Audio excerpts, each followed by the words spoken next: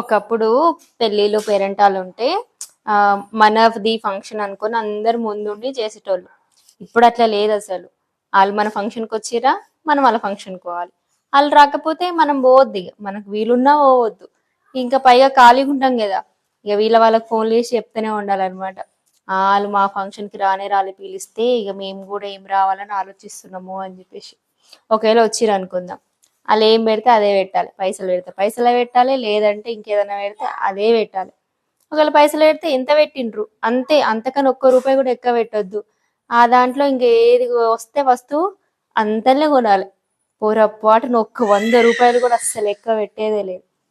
ఇప్పుడు వచ్చింది కార్తీక మాసం కదా, ఫంక్షన్లు పెళ్ళిళ్ళు ఎక్కువ అయిపోయినాయి. ఇక లెక్కలు వేసుకోవాలి, ఎవరెవరు ఏం పెట్టిండ్రు, వాళ్ళు వచ్చిరా లేదా, వస్తే ఎంతమంది వచ్చిర్రు, టైంకి వచ్చిరా లేట్ వచ్చిరా, దాన్ని బట్టి మనం రెడీ అయిపోవాలన్నమాట.